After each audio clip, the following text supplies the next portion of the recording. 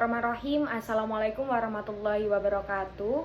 Sebelumnya perkenalkan, saya Zumrotul Khairiyah, NIM akhir 174 dari kelas 7B Ekonomi Syariah.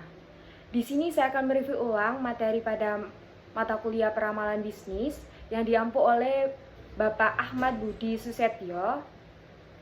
Peramalan bisnis atau business forecasting adalah memprediksi kondisi masa depan suatu bisnis berdasarkan data dan informasi yang tersedia. Tujuan dari peramalan adalah mengurangi risiko dalam pengambilan keputusan dengan membuat prediksi yang baik. Peramalan yang baik adalah yang mempertimbangkan berbagai data yang akurat, menggunakan pendekatan ilmiah, dan melakukan langkah-langkah peramalan secara sistematik. Nah, selanjutnya untuk ruang lingkup peramalan bisnis terdiri dari 9 bagian. Yang pertama ada linear programming, transportation method, regression for forecasting, game theory, location theory, Hungaria method, Hume method, network analysis in forecasting, dan yang terakhir yakni exponential analysis.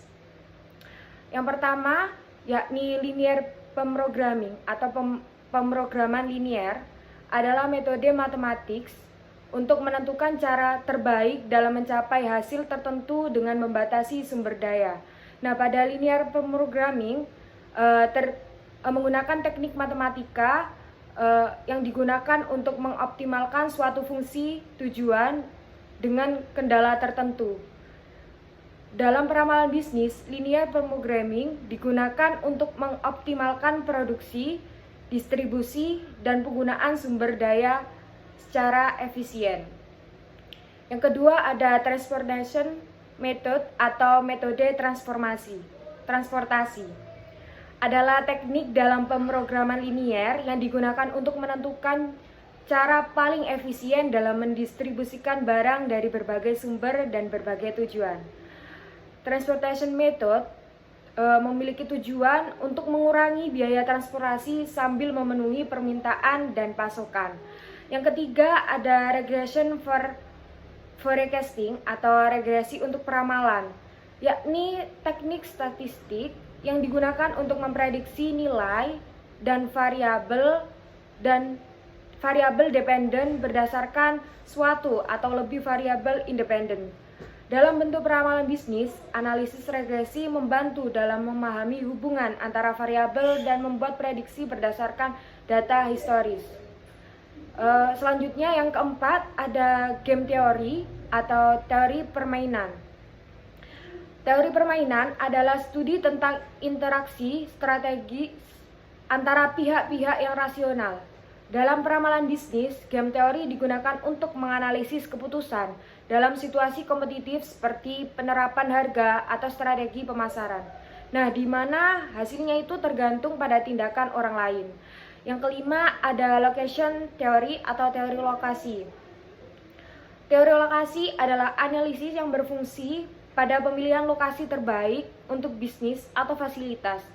Nah, pada peramalan bisnis, teori lokasi ini mencakup analisis pasar dan biaya untuk memenuhi di mana produk harus diproduksi atau dijual untuk memaksimalkan keuntungan.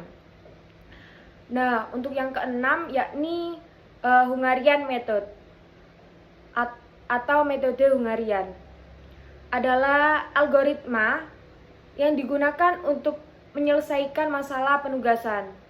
Nah, metode Hungaria ini membantu dalam menentukan solusi optimal untuk mengalokasikan sumber daya dengan biaya minimum.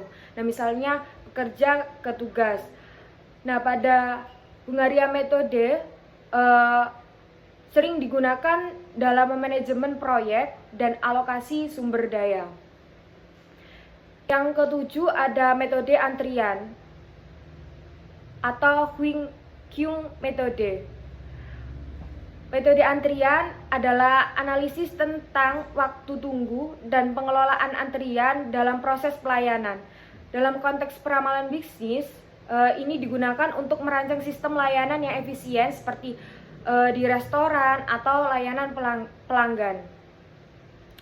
Yang kedelapan ada network analysis in forecasting atau analisis jaringan dalam peramalan yang melibatkan penggunaan model jaringan untuk menganalisis dan meramalkan aliran informasi, barang, atau jasa dalam sistem.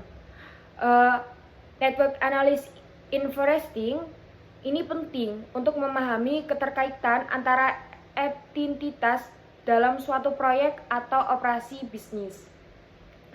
Selanjutnya yang terakhir yakni Exponential Analysis atau analis eksponensial.